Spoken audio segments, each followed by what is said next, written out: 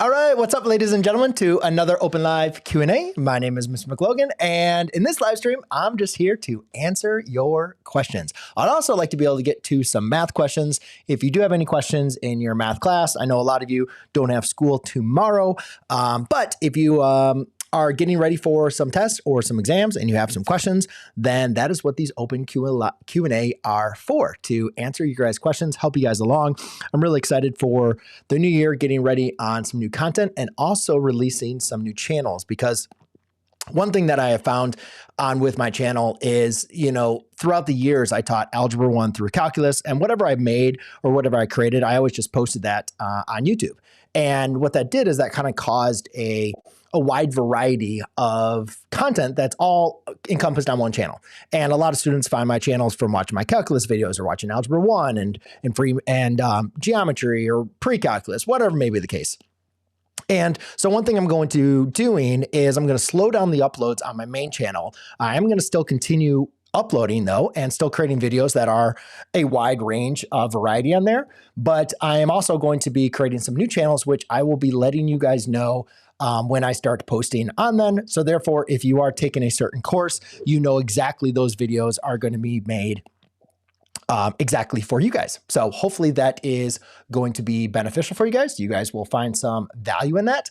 And then yeah, so I'm super excited for that. I'm going to still make the videos short and to the point. I do have some longer videos that I really enjoy, making and kind of bringing together. But I think the best thing for me as far as making content is keeping it short and not really going for the longest view duration or anything like that. I like to just do short, complete, succinct videos in that regard. So, hey, Christiana, sorry about that. Good to have you on. Calculus, hi. Nathaniel, hey, thank you so much for your help. You are very welcome. I'm so happy, Christiana.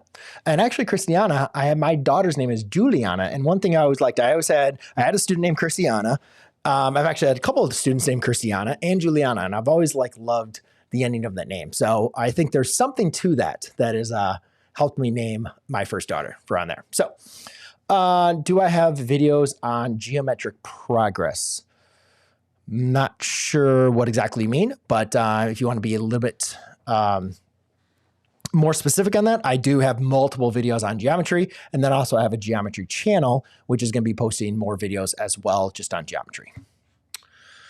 You should do videos based on geometry. Yes, you're right. I have many more videos that I'm planning on getting into it. We take ABT vectors. Is it easy? I mean, I think with anything math, you can always simplify something so it's easy and basic, right, and understandable. But once you get into linear algebra with vectors, you can realize that the simplest idea or process of a vector can quickly get out of control and be pretty confusing. It depends on how deep your vectors course is going to go, and then obviously your foundation with math in that regard. But I remember vectors in general, at least when I taught in pre-calculus, was always very basic. It's just basically understanding the concept and then a couple of formulas and rules to go through. And then I remember taking linear algebra, and I was like, holy crap, this vector thing goes a lot more deeper than I was thinking. And then you can obviously get into physics and application-based stuff, and stuff like that. But I think in general, students usually like the idea of vectors. It's something usually you can visualize until you start getting into some pretty complex stuff. But yeah, I think overall students enjoy vectors as an easier concept than some of the more algebraic identities and kind of stuff like that. Well, if you have a specific math question that you'd like me to go ahead and model, then feel free to go to briancom.com/Q&A. That is where I am taking my questions. Let me go ahead and where did I put that? Why do I not have it here? There you go. Yeah, so if you have a specific question on there, that's probably going to be a word problem to model. To give you your answer a little bit more directly on that, basically you want to be able to identify what is the function, like usually sine or cosine is going to be modeling, what you're looking at. Obviously you already said sinusoidal, so that's going to be your sine or your cosine. And then basically you want to be looking at the period and the amplitude. Those are going to be the two things that I think are going to most likely you're going to want to extract from that word problem to help you be able to model it.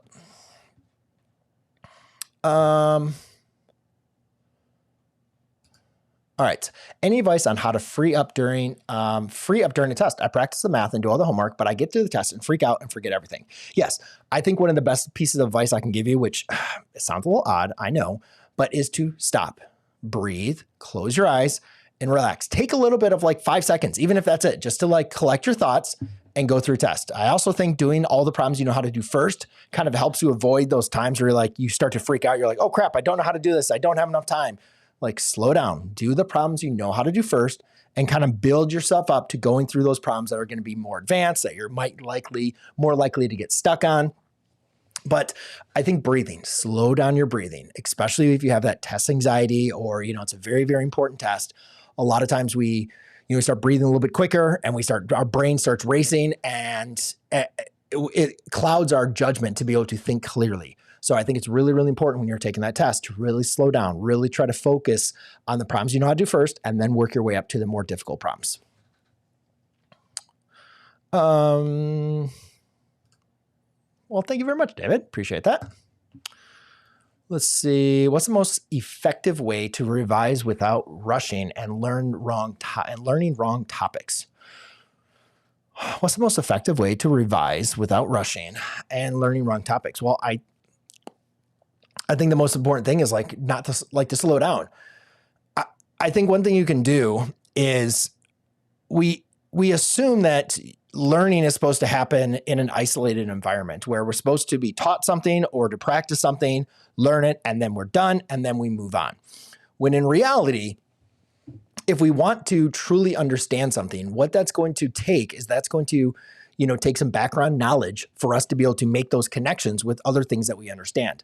And when you are first learning something or practicing something, you likely don't have all the necessary information you need to really kind of comprehend and really understand it. That's why sometimes like when you take a test and you're learning a new topic, you're like, oh, now I understand what was on last test. Like now things make sense. It's because your brain has more information now to bring everything together. So I think the best piece of advice I can give you for a problem like this or for a question like this is to spiral review. Constantly be going back to the older content that you were learning and going back and reviewing that stuff. That will help you make sure that you are bringing in your newer knowledge to really get a better understanding of what you're learning and also not to forget the information. That's critically important. Is differential equations easier than Calc 3? I don't really remember, but mostly we had differential equations as far as on Calc 3, at least in my course, I believe. So I'm not really 100% sure I can give you a good question on that or a good answer on that. How can I pass my pre-calc class? Well, if you're having trouble, get with your teacher or your professor, right? And make sure that you understand where you are struggling with. And so therefore what you need to do to be able to pass. So get help. If you have questions or you need help, get help. You got to find a friend. You got to find a tutor. You go to your office hours, whatever may be the case, get help. And then the main thing I think is, doing what is necessary, doing all the homework. Like I always tell students, if you do what I tell you to do, you will not fail my class, right? If you do the homework that I ask you to do, you get help when you need help. The test and your grade will take care of itself. I know it's kind of rough, advice that just kind of says easier to say or to hear than it is actually to do, but do what is necessary. And if you need help, get the help. Don't just avoid it or try to think that it's not going to happen and it never happened or, you can just avoid it. Face reality and keep on moving forward. How do you list transformations of exponential functions? I'm not sure what you mean by list them. So if you want to be a little bit more specific, I will be more than happy to help. I'm starting calculus this coming semester. Is it hard? Any advice? Thank you. I think calculus is difficult for students, all dependent on their background knowledge. So I think if you have a strong background knowledge, especially with the algebra and trig, calculus is going to just fall right into your lap, and I think you'll be okay. A lot of times what I have found with students is they need to adjust their thinking and the way that they do math for upper level mathematics. And that really kind of begins with pre-calculus. I taught a couple of years, I taught pre-calculus and calculus.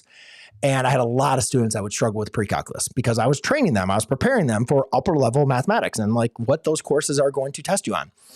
And once students were able to adjust the way that they prepared for tests, to study, to do their homework and everything else, they would take calculus and they're like, wow, Ms. McLogan, this was way easier than your pre-calculus course. And I'm like, yeah, that's part of like, you had to make the change. You had to adjust. You had to shift. Some students were already there. Like they would take pre-calculus and it was a breeze, and then calculus was a breeze. And then there would be some times where I'd had students where I didn't have them for pre-calculus, and then they took my calculus course and they're like, oh my God, this is like the most difficult course ever. It's like, I don't think you were prepared as well as you should have been for this course. And, so it's a tough question to answer because everybody's going to be a little bit different, but calculus is not anything scary. It's not anything, not anything that I don't believe that every student has within their grasp of being able to be successful in. But it does take work, and it does take being prepared for the course. And I think as long as you can put in the work and get help when you need, you're going to be just fine.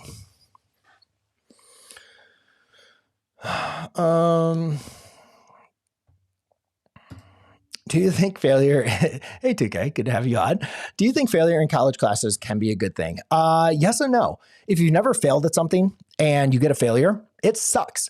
And sometimes it's like what you sometimes need. Sometimes you're a little bit maybe what we call high on your own supply, thinking that you are invisible, thinking that you can always do everything and you're always going to be successful. And getting a failure sometimes can be a good thing. It kind of sets you straight to be like, you didn't study as well as you should have been, or you didn't prepare, you didn't put as much effort into this class.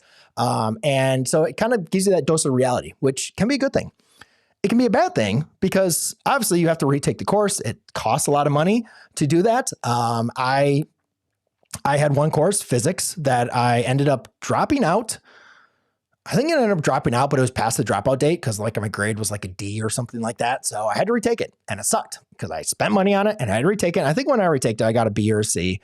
I did much better, but yeah, I wasn't focused on the class. I was focused on taking on Calc 2 at the moment, and that had all my effort. And in reality, I should have realized that I needed to spend way more time on the physics to actually do well, because that was actually more difficult for me than calculus. But my major was calculus, so that's what I focused on, rightfully so. But the old adage is like, it's not so much of what happens to you, but it's how you respond, and if you take it as a learning moment and learn from why you failed and get better at it, then I don't think it as much of a negative consequence as a lot of times people see in the moments, with their GPA or with the money and stuff like that. But in the long run, I think sometimes it can be a great learning experience that can make you better.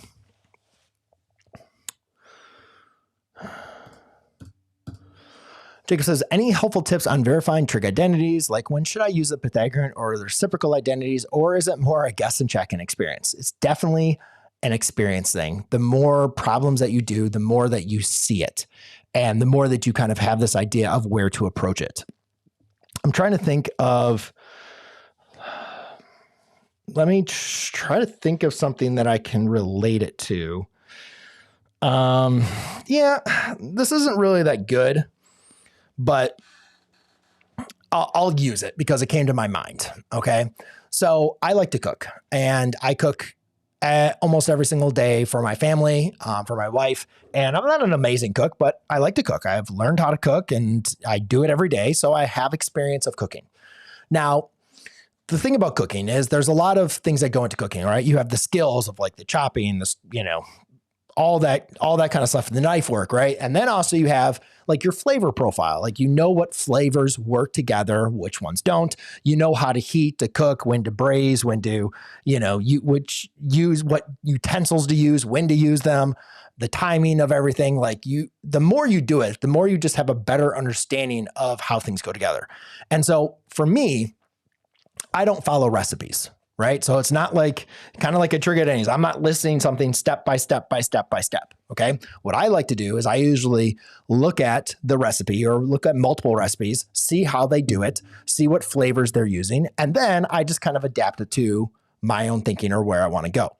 Now, sometimes that can get me in trouble, but I have enough experience where I can usually identify where I'm going wrong or where I'm going to go wrong and how to adapt or, how to apply this.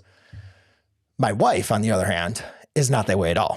She does not have a lot of experience at all. So she does not have the foresight, I guess, for like the flavor combinations or, you know, the different techniques and stuff like that from on there. So a lot of times when she will still like try to cook and stuff like that.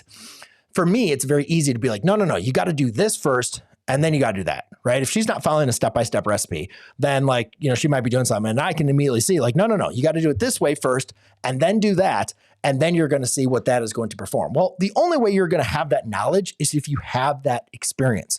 The same thing with like trigonometric identities. The thing that I can say is like,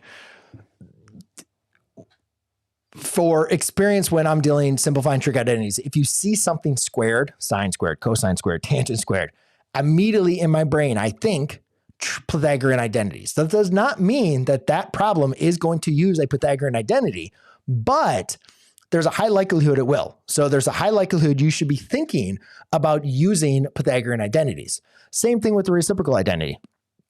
If you have fractions or on one side or the other side, and you see something that's trying to be condensed, then you want to be thinking, I should probably be thinking about using my reciprocal identities, especially when you have like a tangent and then you have a sine, or like think about using those reciprocal identities or the quotient identities. Anytime you have, you know, rational expressions or fractions that you think that can be something can start getting divided out, that's something that you just see. And it's a lot easier to see the more examples you do, right? Just like cooking. The more you cook, the more recipes that you try, the more that you see, oh, this is how you do it. This is the best way to do that. If I don't do it this way, it's going to make a mess, right? And a lot of times with trig identities, a lot of times I can look at them and I know exactly what to do now, right? Because I've done like thousands probably of problems, maybe not thousands, maybe hundreds, high hundreds of trigonometric identities I've done. And so most problems, I have a really good idea of what to do. Or if not, it's not the right thing. Like I at least have a good 3 good ideas that I want to try. And a lot of times when I'm teaching, and especially when I'm first doing trigonometric identities, it's frustrating. It's stressful. I remember that as a student.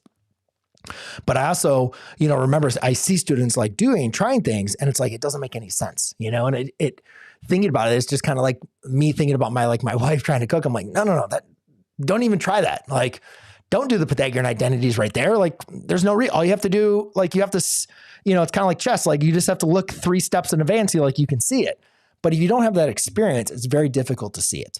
So I would just recommend do as many problems as you can. That will help you. Do really easy ones, do more difficult ones, and it gets better. It gets easier. I promise you.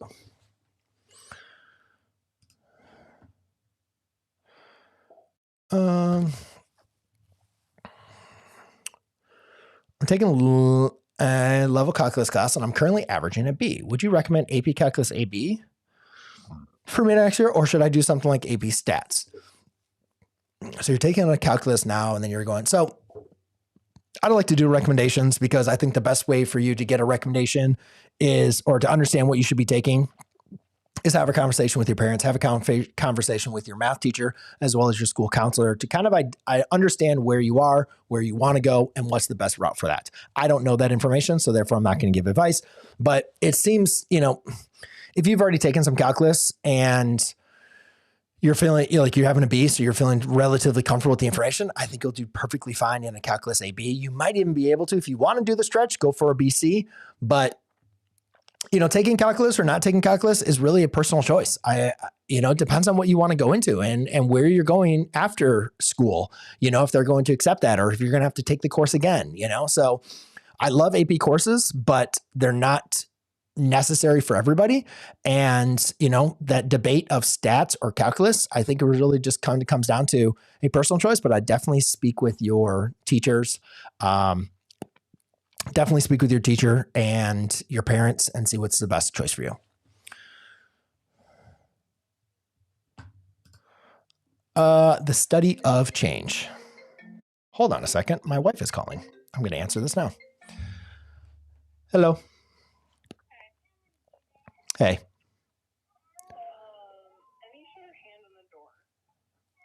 Okay. What would you like me to do? I will make sure I have an ice pack ready. Yep. Are you on your way home? I'm on my live stream. So I'll see you when you get home. Bye.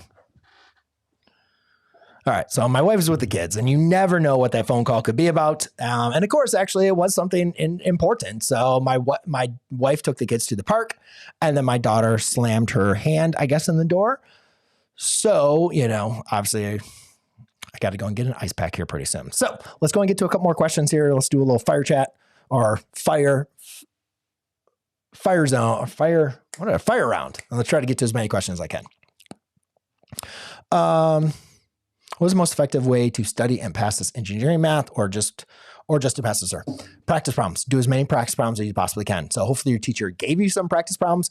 Find some practice problems or practice tests. Do as many problems as possible. That's what I tell students for ACT, SAT, AP exams, like practice, practice, practice. Do as many examples as possible. I have some more videos and content coming up for how to study, but if I can give you advice for that for right now, that is it. All right. Is he there? Yes, I am. In your opinion, geometry or algebra, what do you love teaching more? I love geometry. I love proofs. I don't know why. It's just, I love geometry. How do you make notes for math? Because I usually don't listen to the teacher, go home and practice, but I don't take notes. I don't like that. I would find somebody that you can get the notes from, take pictures of their notes, whatever else. Like I get it. Maybe taking notes in class is not your jam. That's fine. I actually don't have a problem with that. But what I would recommend from you is like, find someone you can connect with that gets that information, because it is something that I feel is important for you to review on and to create a cheat sheet on or whatever else to study. So even if you can get somebody else's notes and take pictures of it, preferably somebody that has legible handwriting, that would be my best advice. Awesome. Hey, girl, congratulations. I love that. Post it to briancmclogan.com/Q&A, and I will do my best to get to it.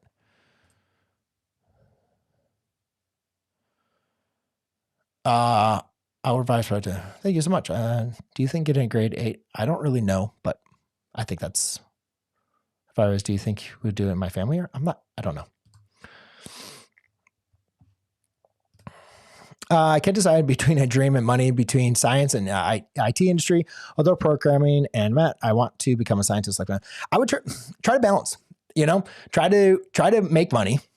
You gotta be able to provide, right? And so what I would do is, one thing that I did with, teaching and everything else, like I enjoyed teaching, but it wasn't paying the bills as much, right? So there's a Jim Rohn quote. It's like, do your job and then have your side hustle or your side passion, right? And then you keep on doing it till you're making more money on that side job, side hustle, and then it overcomes your job, and then you can retire from your job. It's the basic kind of premise. So like, start with the most fundamental, right? Support yourself, your family, whatever may be the case, but spend, 10, 20% working on that passionate project if you're doing. And then your goal though is to flip-flop those. Hey,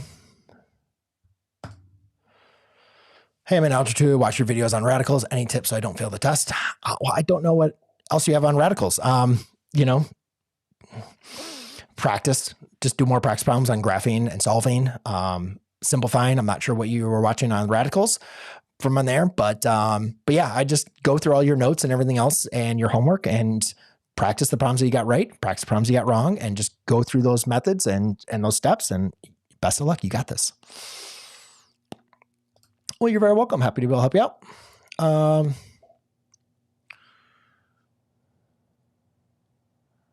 You answered my question. You are very welcome. Have you ever hated math before? You have not been on my channel long enough. Yes, I grew up hating math.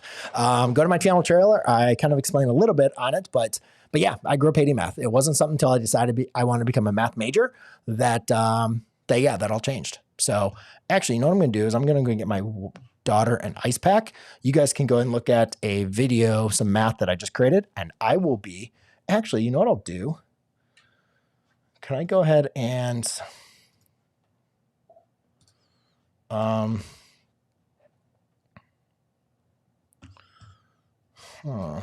let me see. I was going to try to do something.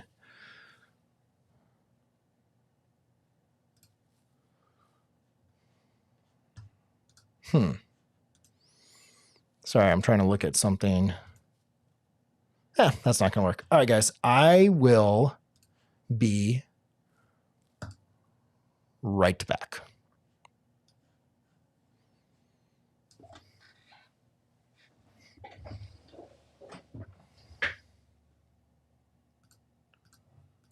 Where's that not going? Well, I got to get my ice pack from my daughter.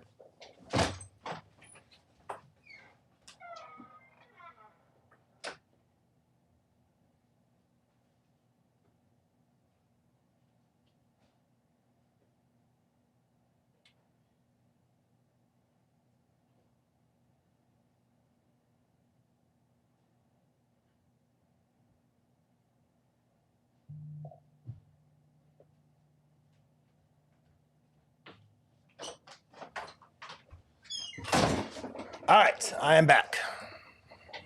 Fear not.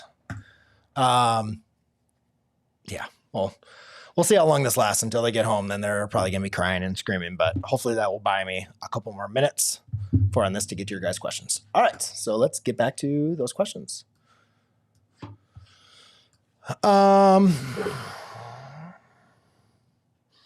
Is there a correct order of transformations of a parent graph on a graph?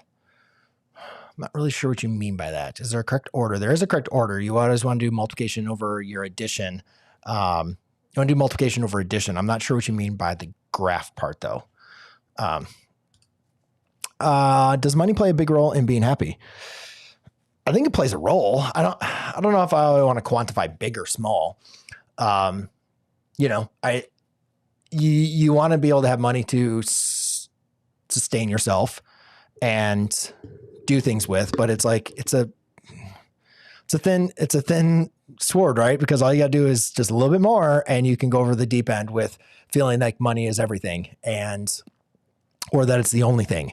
So it plays a role, I think, that to be able to I think going back through to the Maslow's hierarchy of needs, like you got to be able to provide for yourself, right? Shelter and food and stuff like that. So like money is a part of that, but I don't think it plays into the true happiness as we would think about like with like self-actualization.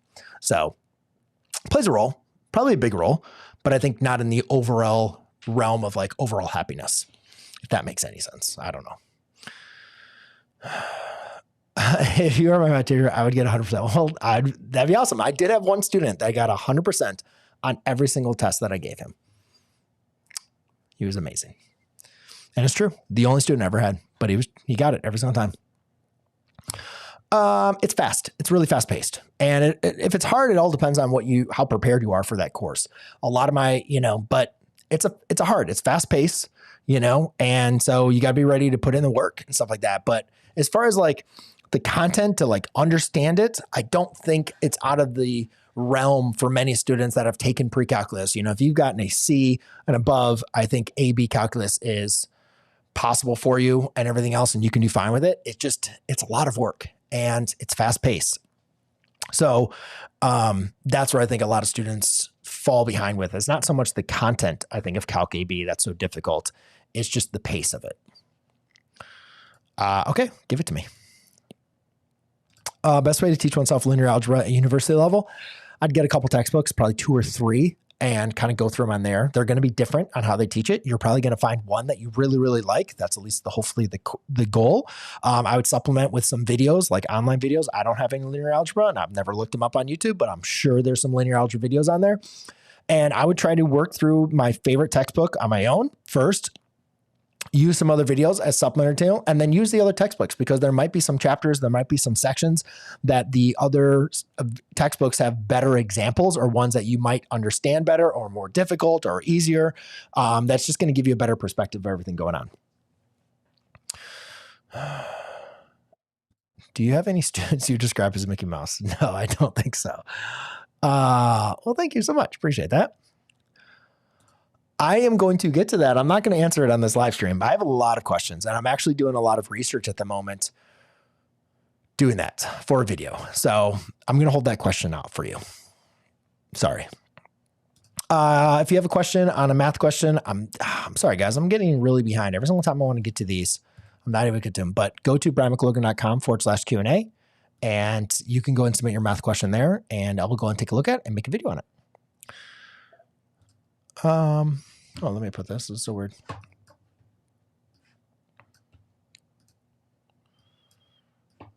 Your videos have helped me so much through high school and life. I want to say thank you. You're very welcome. I appreciate that.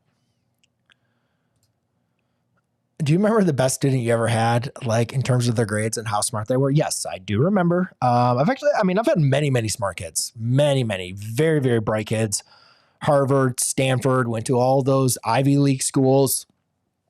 But there was one student, and now I can't even remember his name. So that kind of discredits, I guess, a little bit, but I can vision him. And I remember I think his brother too, but it was my first or maybe second year teaching pre-calculus. And so I wasn't really that good teaching it.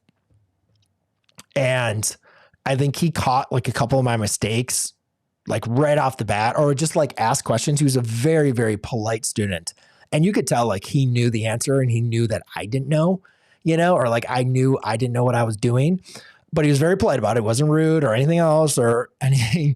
And I do remember he like exposed me a couple of times. I'm like, crap. I'm like, you're right. Like I didn't research this before I taught it, or I didn't research that problem, and saw that was the mistake that was going to happen or whatever may be the case.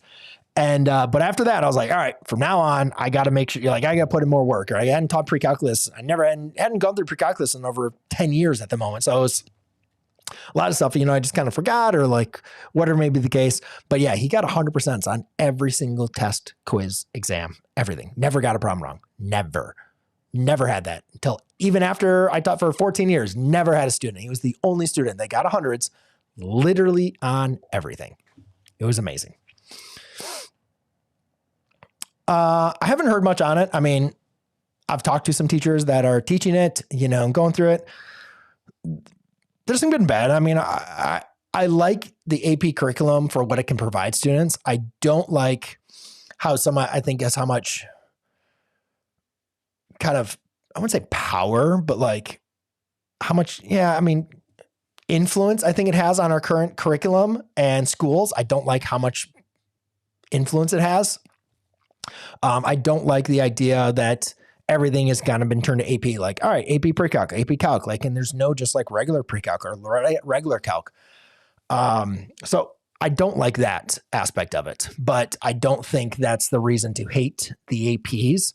I think it kind of comes into our school of providing more students choice for what the best classes they should be going into. Because I don't think everybody is ready or should be taking AP courses. I think it's great if they have the option, but I don't think it's right for everybody. So I think it's more important to have more choices in our schools and opportunities for students. I'm struggling super hard with my pre-calculus and physics class. I want to do good, but I struggle finding them fun. Any tips on making math fun or easier to learn? No. A lot of times math sucks. It's boring. It's not fun. You're going to have teachers that are very dry. They are not excited about the content. And yeah, that can really be a dent in your learning and your exploration of mathematics. It's a reality. I don't think everything that we have to do has to be super exciting or relatable to real life and everything else. It stinks. And I've taken multiple courses, not just in math, that I just didn't like the professor. It was a boring class. But, there's things that we have to do every single day in our life outside of school that we don't enjoy, that needs to get done. And I don't think that we should just be always avoiding or always wanting things to be fun or easy and anything else. Like sometimes the hard things, the non-fun things are what helps us grow and what helps us get by. Like, the good thing that you can remember is taking math courses or school is just like, it's just like the seasons. They're going to come and they're going to go and you're going to move on, right? You're not going to have to take that course again. So do what you need to get done to study, prepare, get help in that course, get by. And guess what? Don't take that course again, right? Get the good grade and then you don't have to do it again and move on from there. And, I think we've all been blessed to have amazing teachers in our lives that made the course fun and exciting. But the reality is not everything is going to be there like that. We've all had bosses, that were great bosses. They inspired you and made work fun. And then guess what? A new boss comes along and it's like, oh my God, they're very strict. They, it's boring. I hate it. And it's like, I don't like my job anymore. Right. And sometimes we got to stick with it because we need the money and we need the job. Right. And then sometimes the opportunity comes, we're like, hey, you know what? I don't like this job anymore. I'm done. And you move on. So, I would just say buckle down, do what you need to do to get by. I do have some advice for making math fun. That's actually coming up in another video I have. So, I think that'll be helpful for you, but there's no like trick I can give you to be like, oh, now math is going to be fun from on there. A lot of it is just getting by. All right. I hear them outside, so I'm going to try to answer any more questions. And then, sorry guys, I'm going to have to run a little bit early. I've been watching your videos for a long time. Read something I don't understand what I read. I can't find anything on your channel. Yeah, I do not have any. I might have some things on Remus Elms, but probably not a lot. Just a lot of practice, a lot of teaching, Oh, I got a lot of videos. Go and search on my channel. I have a ton of videos on that, and I have some more that I'm ready to create too.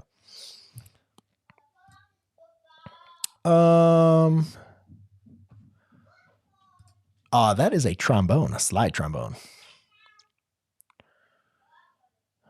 All right.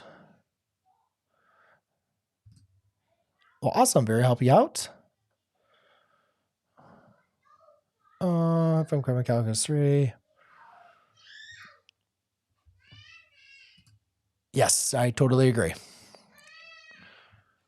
All right.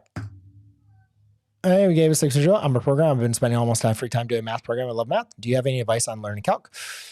Just get into it. You got this. Don't be afraid of anything. It's not overreaching or anything hard, from on there. Just do your best. Do the work, practice, study, and when you need help, get help. All right, guys, with that, I am going to have to run out. Thank you so much, guys, for joining in, and I'll see you guys next week. Cheers.